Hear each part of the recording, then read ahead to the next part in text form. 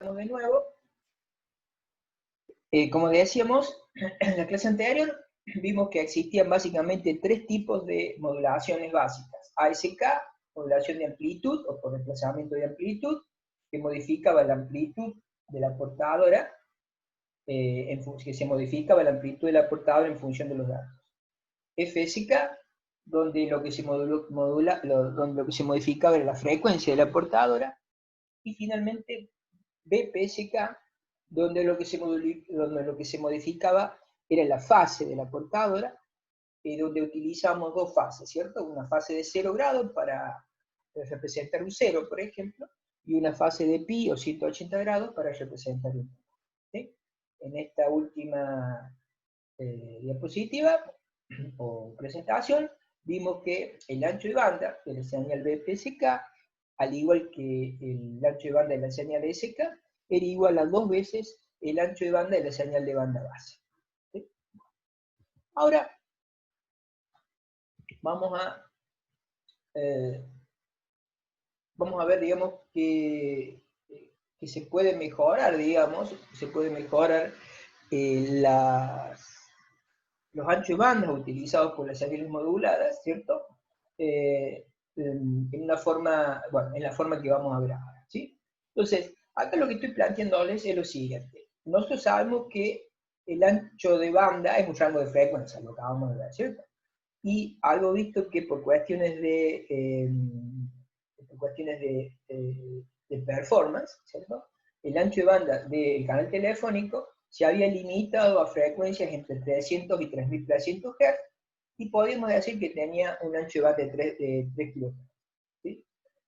Por otro lado, Nyquist encontró, ¿se acuerdan? La famosa relación o el ancho de banda de Nyquist, que nos decía que la velocidad de señalización en baudios era 2 veces el ancho de banda, justamente en este caso el ancho de banda de Nyquist. ¿Sí? De ahí que el ancho de banda de Nyquist se defina como la velocidad de señalización dividido 2. ¿Sí?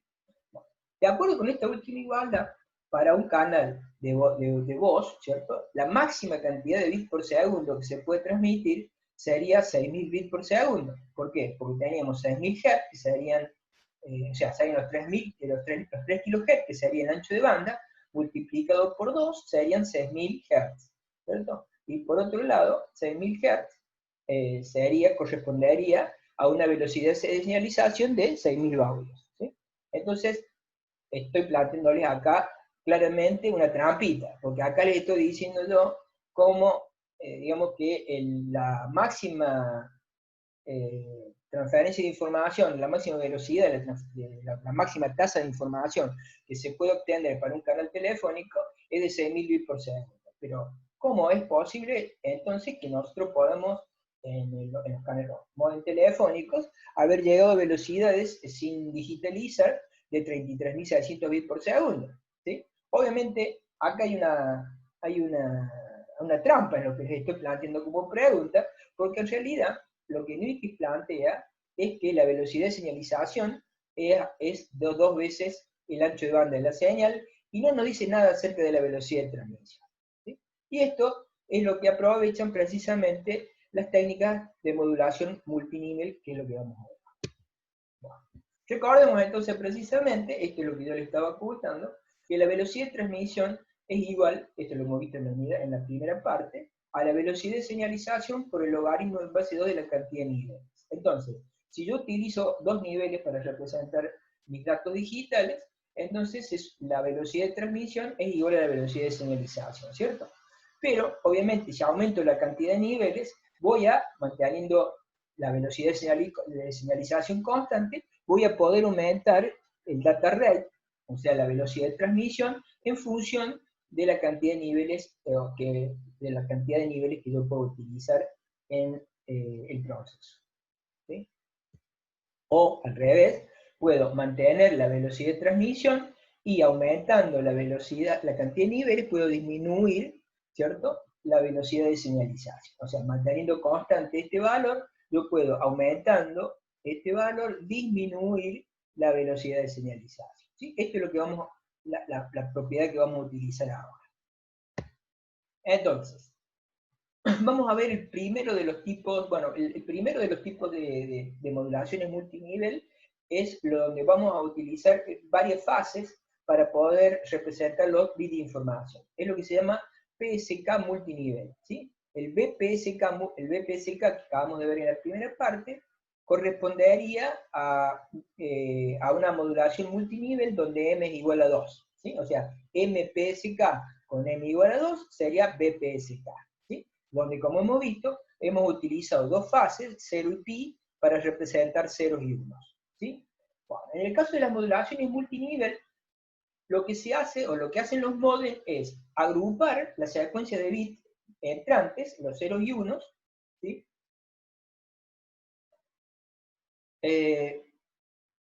Y luego implementar distintos desplazamientos de fase de acuerdo al valor de los bits agrupados. Esta técnica, como dije, se conoce con el nombre de Phase Shift Key, o en este caso, Multilevel Phase Shift Key, ¿sí? O MPSK. Entonces, código de 2 bits, ¿sí? O agrupaciones de 2 bits se llaman D-bits, de 3 bits se llaman 3 bits, y bueno, y así sucesivamente, ¿sí? Bueno. La modulación QPSK, que es la que vamos a ver ahora, también la podríamos llamar 4PSK.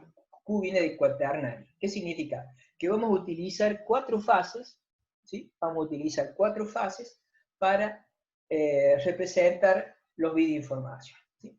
Entonces, el proceso se puede describir a partir de este circuito. Este circuito tenemos acá, esto sería un registro de desplazamiento de 2 bits, ¿sí? O sea, 2 flip-flops. Uno que llamamos I y otro que llamamos Q. I, porque va a estar relacionado con lo que se llama la portadora en fase, o in phase, y Q, porque va a estar con la portadora en cuadratura, ¿sí? O sea, en cuadratura significa en forma ortogonal o a 90 grados o pi sobre 2, ¿sí? Entonces acá que vamos a tener, este sería el oscilador que me va a dar la portadora, que va a entrar acá, pues supongamos que es cosenoidal, entonces entraría acá en fase, y acá tenemos un dispositivo, digamos, que desplaza esa portadora pi sobre 2. O sea, si acá entra un coseno, acá está entrando un seno, ¿sí? Por otro lado, nuestros datos van a entrar en forma codificado como NRZ polar. O sea, un 1 va a estar representado por una tensión positiva y un 0 por el mismo valor pero negativo, ¿sí? Para el ejemplo y por simplicidad, vamos a tomar que un 1 es una tensión positiva y un 0, de más 1 voltio, por ejemplo, más 1, y un 0 es una tensión negativa de menos 1. ¿Ok? Entonces, ¿cómo funciona este circuito? Este circuito está sincronizado de tal manera que sale un símbolo, vamos a ver, un símbolo, el símbolo sería la onda modulada, por cada 2 bits que entran, ¿sí? Entonces, esto sería algo así. Entonces, entra un 1, ¿sí? Que digamos, un 1 lógico, que sería un voltio, y que se almacena en este primer flip-flop, en ese flip-flop T. ¿Sí? Y entra otro 1, ¿sí? Que entra, o sea, vienen 2 1 seguidos, que entra en este segundo flip-flop, que en este caso, como digamos, almacena también un 1. ¿Sí? O sea que en estos flip-flop tenemos dos tensiones positivas, más 1 y más 1. ¿Sí? Entonces, si aquí entra un 1, ¿cierto? El 1 multiplicado por la tensión, por un coseno, perdón, es un coseno. O sea que aquí está saliendo un coseno, ¿sí?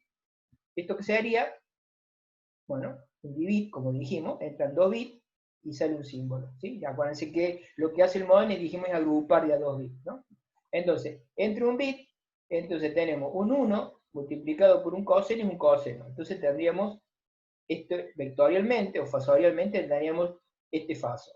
Y por otro lado, por este otro camino, entra otro bit 1, pero ahora va a ser multiplicado por un seno, porque acá hay un desplazamiento de fase de pi sobre 2. Entonces, vectorialmente sería esto, ¿sí? Entonces, esta sería la salida, este azul sería la salida forma vectorial de este primer modulador de producto, y este rojo sería la salida de este primer modulador de producto. Esto lo que hace es sumar ambas. Entonces, al sumar ambas, tenemos el vector o el fasor que me representa precisamente los 2 bits que acaban de entrar 1, 1. Pero ojo que esto es la suma, ¿cierto?, de un coseno y un seno, que me da vectorialmente un coseno desfasado pi sobre 4. Entonces, la representación de la señal modulada, en este caso, van a ser estos dos unos, que entraron en digitales, va a ser una portadora cosenoidal que está desfasada pi sobre 4. ¿Sí? Por eso hablamos de desplazamiento de fase. ¿Sí? Entonces, dos unos están representados por medio de una portadora cosenoidal con un desplazamiento de fase de pi sobre 4. Lo mismo podemos razonar, supongamos que entrasen dos unos negativos, o sea, menos 1 y menos 1, entonces estaríamos en este punto acá, y ese serían dos ceros, o sea, menos 1 serían dos ceros.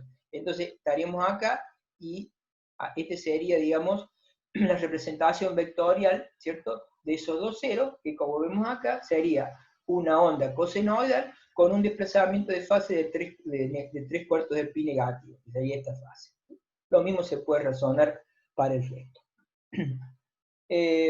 Lo que tenemos acá al lado, ¿cierto?, es lo que se llama el diagrama de constelación. El diagrama de constelación es una forma de representar la modulación QPSK,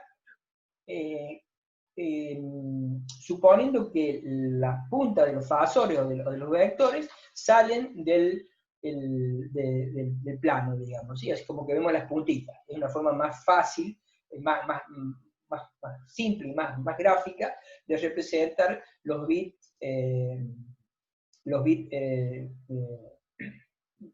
modulados, ¿no? Entonces, ¿cómo se representa? Como dijimos, con un puntito que está puesto en el plano respetando la fase que tiene el vector, y se le adiciona, por así decirle, el valor de los bits lógicos, ¿cierto?, que se van a transmitir con cada símbolo. Cada uno de estos, cada vector o cada puntito de estos es un símbolo. ¿Y qué es un símbolo? Es precisamente en este caso lo que representa la información, que en este caso, reitero, es una onda cosenoidal que tiene una fase X en función del valor de los bits que se van a transmitir.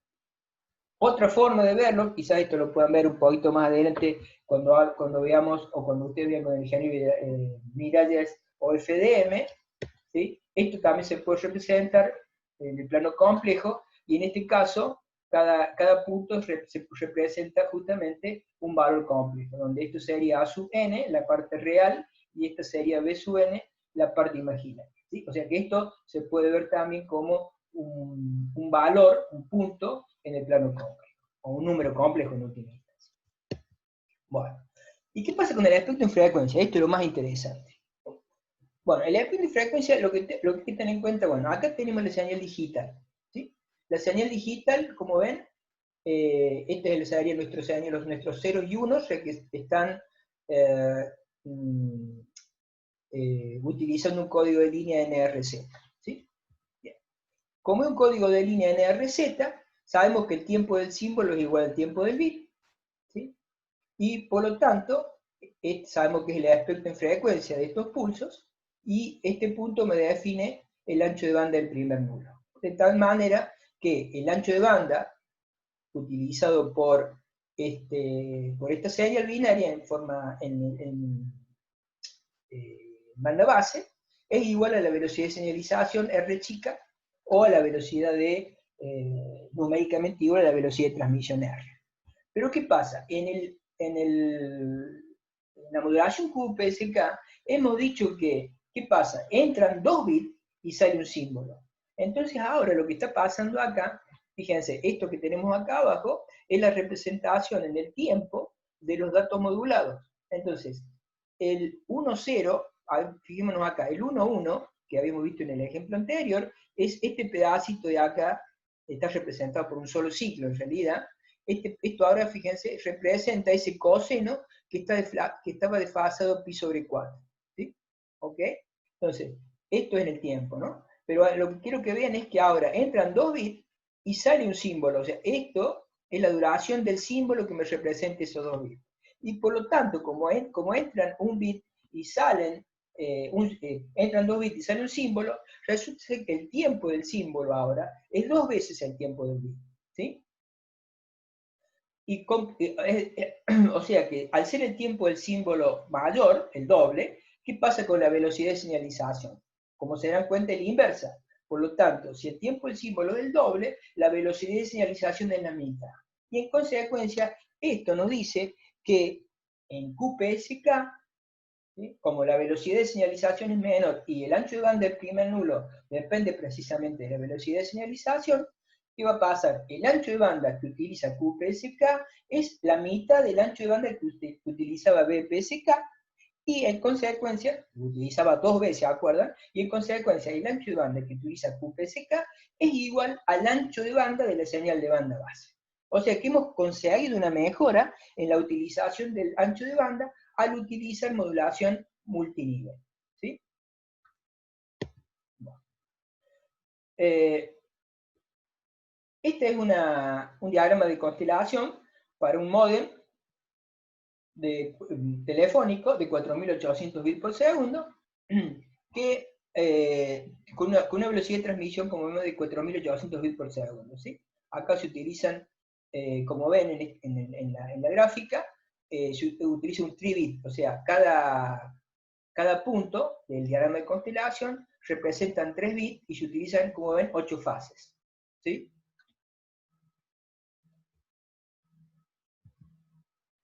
Bueno. Muy bien. Bueno, bueno, esta es lo que acabamos de ver. Bueno, bueno, con esto, digamos, esto es simplemente entonces para que tengan una idea, ¿cierto? De entonces, acá este es el diagrama de constelación, como decíamos, de una modulación QPSK, perdón, esto sería 8 PSK. Fíjense que en este caso tenemos 8 símbolos, ¿sí? 8 PSK o MPSK, ¿se acuerdan? La M me daba la cantidad de símbolos, ¿cierto? Y como tenemos 8 símbolos, cada símbolo lleva 3 bits. O sea, el logaritmo en base 2 de M igual a N, ¿cierto? Es como siempre. Podríamos utilizar una modulación 16 PSK. Entonces, 16 PSK, como se imagina, habría 16 símbolos, utilizaríamos 16 fases. Y cada símbolo llevaría 4 bits. Y así sucesivamente.